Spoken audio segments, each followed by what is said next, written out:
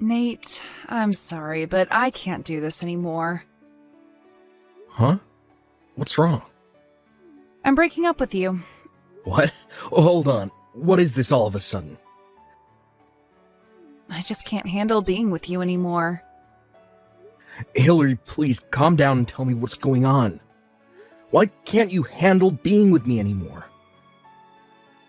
Seriously, Nate, come on. Are you actually gonna pretend like you don't know? I don't have to pretend because I legitimately have no idea what brought this on all of a sudden. If it was something I did or said, then I'm sorry and want to do better, so please, let's talk about this, okay? What happened to make you feel this way? Oh my god. There's no point in me even telling you. It's not like it's something you can actually do better about.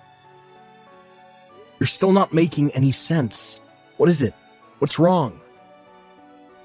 It's your family, Nate. My family? If your family is really okay with living in that complete dumpster fire of a house, then that gives me serious doubts about trying to build a future together with you. What? What do you mean dumpster fire? We do have one house that's about 50 years old, but we've been taking pretty good care of it. It's not like we've completely abandoned it. We do regular inspections, monthly cleanings, lawn mowing, and all that sort of thing. So I don't really think it's fair to call it a dumpster fire. Yeah, that's exactly what I mean. You don't even have the self-awareness to see that your house is disgusting. How can you bear to live like that? I can't build a future with someone from a family like yours, so I'm breaking up with you. Hillary, I think you're under a big misunderstanding. Look, this is not a conversation that we can have by text. Let's meet up and talk, okay? Not a chance. I am never talking to you again for as long as I live. If we should ever meet on campus or in town, I'm just going to ignore you and pretend that I don't know you, so you do the same. Got it? Goodbye. Hey, Nate. Long time no see. How are things? It's me, Hillary, remember? I just saw you on TV and oh my god, I couldn't believe my eyes. You're the biggest rags to riches story I've ever seen. You grew up in that rundown old house and now you're filthy rich living in a huge mansion. They should make a movie about you. Anyway, let's meet and catch up. I'm in the mood for French, I think. I've never tried caviar. Do you know any good places? Oh, and then maybe we could go shopping for a new handbag for me? And that got a minute? Wow, great timing, Sean. I was just about to send you a message. Want me to take a stab in the dark? It's about Hillary? Yeah, she randomly texted me out the blue this afternoon and started blowing up my phone with texts and calls. None of which I answered, obviously. But it seems like she wants to get back together with me. Do you know anything about this, Sean? Oh yeah, that psycho chick has been going through every single one of our old college friends trying to find out as much information about you as she can. What the? Why now? What do you think? That oblivious moron somehow got the idea in her head that you were dirt poor. And now that she knows you're rich, she wants to get back together. You've got to be kidding me. It's been 7 years. Yeah, well, with Hillary, the only thing that matters in a guy is how many zeros are in his bank account balance. Apparently she's looking to settle down with a rich guy to take care of her, so she's been frequenting all the upper-class hangouts where the young entrepreneurs go. And I guess she figures that since the two of you have an established history together, maybe she has a chance to get back together with you. Not a chance in hell. Yeah, that's what I thought you'd say. Oh, but anyways, everyone knows what the circumstance of your breakup were, as well as the fact that nothing good can come out of getting involved with Hillary and all her schemes, so they just all left her on red. Well, that's a relief. For now, I think I'll just keep on ignoring her like I have been. That's probably for the best. So, yeah, I'll just ignore the messages and calls for a while, monitor the situation. If you hear any new information, let me know as soon as possible, okay? You got it, bro. Hey, Nate. So I was thinking about our date. I don't think we really decided on when we would meet up yet, right? I just remembered what you were saying during your TV interview. You took over your dad's company and started instituting a bunch of quality of life improvements for your employees, right? Like adding remote work options, more flexible hours, that sort of thing. So it sounds like you're probably at home a lot of the time. That means we'll have tons of time to see each other. Awesome! So, tomorrow, I went ahead and made a reservation at that fancy new French restaurant downtown in your name for 12 noon tomorrow. I'll see you at the restaurant.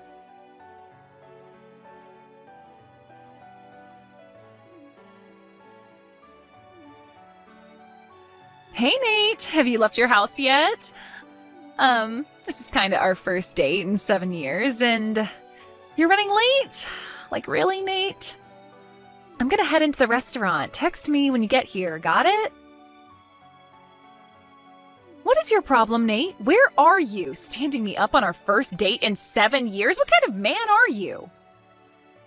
I expected you were going to pay the bill for dinner, so I didn't bring my wallet. What am I supposed to do now? Hurry up and get down here to pay the check. If you're gonna be my husband, you're gonna have to prove to me that I can rely on you, understand? Hey, wait a minute. Are you ignoring my messages? They aren't getting marked as read. Hey, Sean, this is getting out of hand fast. Yeah, I heard.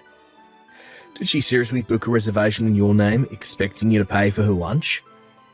She's been blowing up my phone for 3 days. Yesterday, she made up plans for a date with me at some fancy French restaurant. And then, just like you said, actually made a reservation in my name in a place that costs at least $100 a plate. And then she went to the place, declared that I would be paying for the meal, and get this, then she starts telling me that we're getting married. Eesh, what a nut job. You're telling me. Did you hear anything else about that? Yeah. A friend of mine actually works at the restaurant she went to, and according to him, when the manager told her to pay her bill or he'd call the police, she started crying her eyes out, and then just called her parents and they paid the bill. Good God, what is wrong with her? She was name-dropping you big time, saying that you'd be very unhappy with the way she had been treated. I think it's safe to say she'll try using the same tactic again, so be on the lookout. You might want to put the word out, if you know what I mean. Yeah, I'll be making some moves on that front soon. Thanks for letting me know. Hey, Nate. So my parents kicked me out of their house last night, and since I have no place to go, I'll go ahead and move into your huge mansion so we can be together all the time. I'm getting on a bus right now. I'll see you soon. Oh, that's right. The city courthouse is on the way, so I'll go ahead and submit our marriage certificate since I'll be in the area anyway. Whoa, hold on.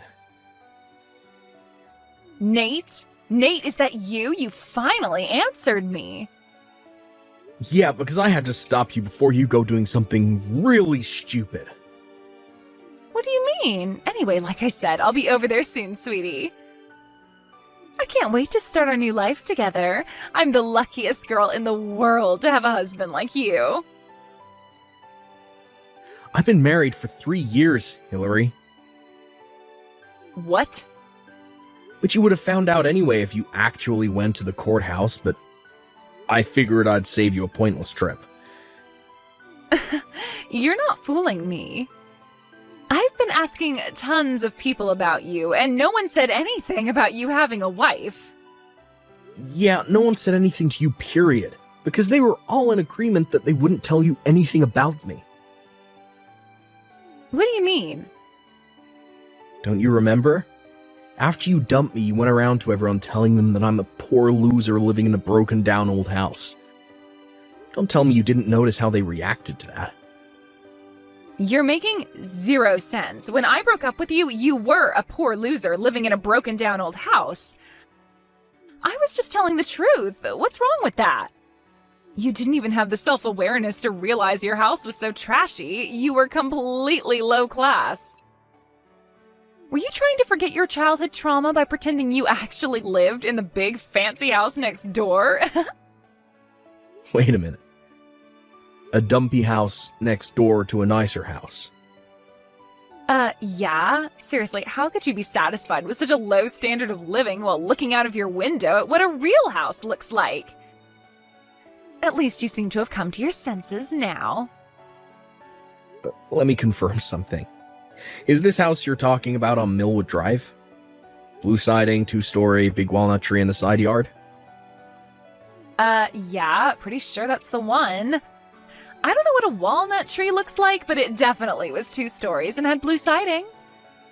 Now that you mention it, they put a picture of it up during your interview on TV the other day. Yeah, that's definitely the one. And you got so rich that you were able to buy that big mansion next door, right? I guess me breaking up with you gave you the drive you needed to finally make something of yourself. You're welcome. And now you're finally getting the biggest reward of all, me as your wife. I didn't buy that house. What? It was already mine. I grew up in that house from the moment I was born. Huh? When I took over my dad's company 2 years ago, he put that house and all the rest of our property in my name too. That house next door, the one that you said was old, run down, a dumpster fire, and that sort of thing. That was the house my dad's pets lived in. His pets? Yeah, he's always had a thing for reptiles, and he has a ton of them. Chameleons, geckos, lizards, you name it. My mom, however, can't stand the sight of him. So he brought the roughly 50-year-old abandoned house next door and transformed it into a sort of private zoo where he keeps all his reptiles. Might look a bit old from the outside, but he renovated the entire interior when he bought it, so it's pretty nice in there now. He also changed it so the main entrance is on the back side of the house, so it's easier to get there from our property. Wait, so that's why I saw you going in that house all the time? Yeah. Back when we were dating, my dad got a bit of a nasty flu that put him in the hospital for a while. And I was the one who took care of his pets while he was away. I'd stop in there first after my classes were finished, feed the pets, clean what needed to be cleaned, and then go home. That's why I would always go in there. Oh, okay. It's strange that you knew about me going in there, though, since I never invited you over to our house. Don't tell me you were following me. Well, I mean, I was your girlfriend, and you never invited me over to see your house? That's weird, isn't it? I figured maybe you were hiding something from me. Then, well, I saw you going into that old house, and, you know... Hillary, we were only dating for 2 months. We had this conversation at the time, too. I told you that I wanted to get to know you better before I took you to meet my parents. I didn't want to feel like I was being rushed into our relationship. Well, thanks for telling me about how you felt. Wow, it feels really good to have such a deep conversation with you. And now that we've finally reconnected, I am more hopeful than ever about our future together. What relationship? Our marriage, silly! I'm at the courthouse right now. I'm gonna go submit our marriage certificate. Were you listening at all? I told you I'm married. What? Did you seriously ignore the single most important part of this conversation? I guess it must have slipped past me. That's no excuse. You said you watched my TV interview, right? Did you also happen to miss the portion of that interview where they interviewed my wife? That's who that was? I thought she was your maid. You must have had cotton balls in your ears too, because the segment where we talked about how we met and our honeymoon was a full 5 minutes. So, it's true? You're really married? So like I was saying, don't waste your time. Even if you try to submit it, they won't accept it. Got it? But... And this is where I exit this conversation. Hey! I made the mistake of not blocking you when we broke up 7 years ago, but I'll be remedying that in short order. Nate, stop, please. Didn't you hear me? My parents kicked me out of their house. I don't have anywhere else to go. You have to help me. No, I don't have to help you. You're an adult. Figure it out for yourself. Nate, please, let me live with you. How can you do this to me? I was concerned for a while that Hillary might try to storm into my house, regardless of my warnings. But her parents had realized that she was about to do something stupid again, and they caught up with her and dragged her back home. Apparently, they had set a condition for paying the very expensive bill at the restaurant the other day, that she would get married to a friend of her father's who happens to be in his 50s. She tried to back out of it after they had already paid the bill. But they told her that if she didn't go through with her end of the bargain, they'd disown her and kick her out to the curb. It was at that point that she came up with her master plan of getting married to me. Too bad for her, I was already married. That day, Hillary actually did turn in a marriage certificate to the courthouse and it was accepted. Why is that, you may ask? Well, Hillary had forged my name onto a marriage certificate, thinking that once it was accepted, there wouldn't be anything I could do. However, her parents caught on to the plan. While she was out, they took the marriage certificate she had signed and forged my signature on, then swapped it out for one with her name and the man they wanted her to marry. What a big-time backfire.